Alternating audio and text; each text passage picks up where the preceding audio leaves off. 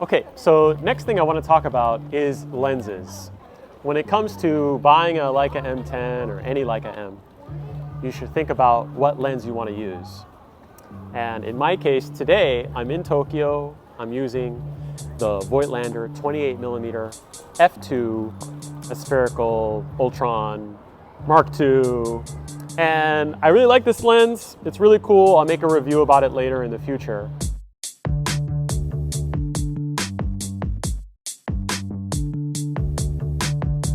But the most important thing is to think about is focal length.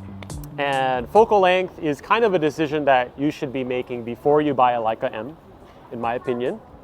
In my opinion, a Leica M is most suited towards a 28, 35, and 50mm lens. Those three lens focal lengths. I like your gold chains. Oh, thank you. Can I have a picture? Yeah, no worries. worries. Just like right here. It's Yeah. perfect. Just like that.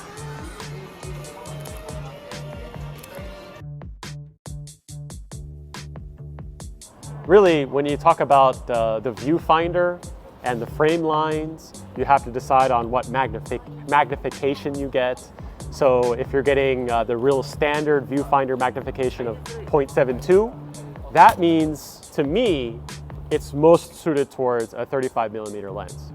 Of course, you could do 28mm too as well. I'm doing 28, but then the frame lines are spread way out to the corners of the viewfinder, and it's a little bit harder to see where the frame lines are.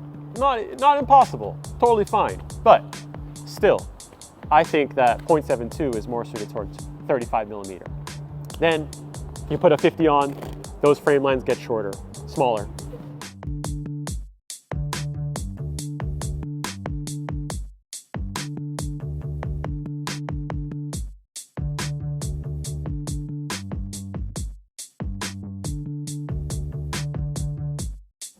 Then Leica will make a 0.68 viewfinder magnification or a 0.82. Ulysses, 0.82? 84? Something like that. Yeah, 0.80. Right, for viewfinder magnification. No, for like, remember you told me you got a M6. Confusion of the highest order. Oh, 0.58, that's even wider, that's crazy wide. Right. So then that's like 24mm, 28mm. Yeah, and if you wear glasses, then, right, then your 50 is then like really easy to see. And that's the point, is that you should think about what lens you want to use maybe before you even buy the camera. If you don't already have a Leica M system, camera already, then you should think about what lens it is that you want to use in the first place, and about the viewfinder magnification. And all of these kind of decisions that you should pre-make before you spend thousands and thousands of dollars on a Leica M. Because you don't want to fuck up, you don't want to mess up your purchase, and then you got to resell it and this and that.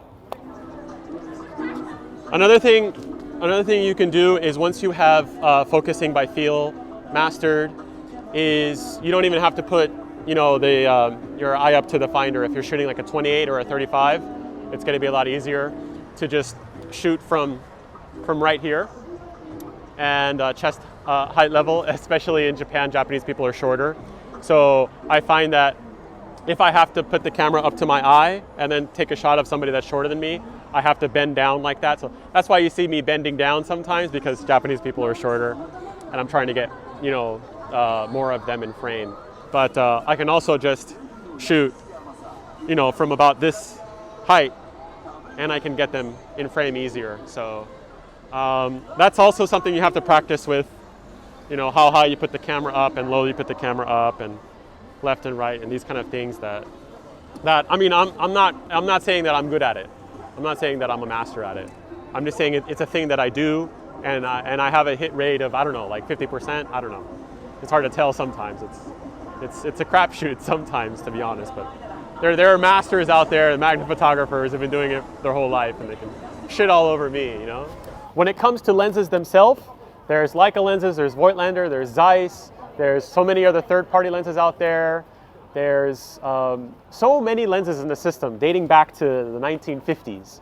That's one of the great things about this system. You get this modern sensor in the M10 with great dynamic range and everything, but then you can slap on this lens from like 1972 and you get this vintage feel, this vintage vibe out of your photos, and then you get that really quality sensor too with it. So you can maximize on your image quality and all that stuff. So.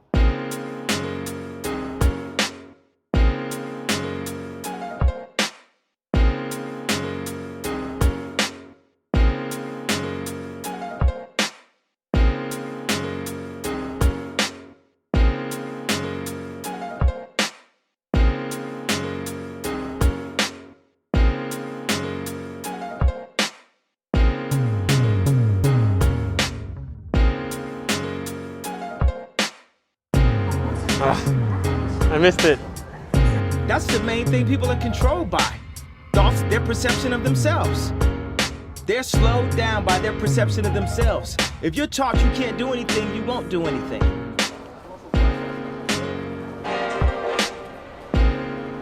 Yellow, blue, yellow, blue. Here we go. Here we go, here we go.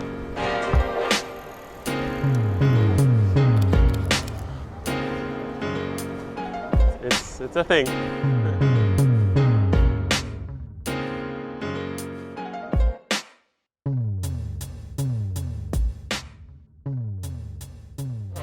Nice fashion.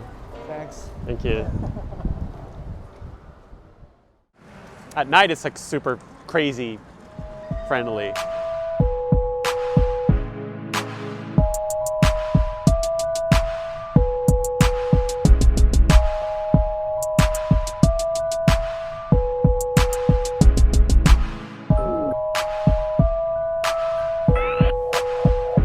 Yeah, but right now it's like kind of typical Japan feel, a very typical Japan.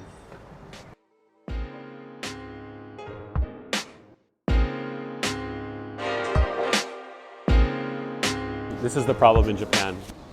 They'll give you a free drink out on the street, but then you gotta find a place to throw it away. Oh God. Found one.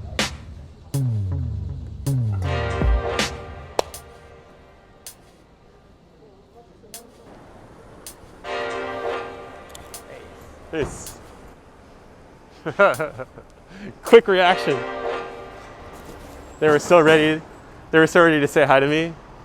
People are so, I think, ready for social interaction all over Japan. It's been hard.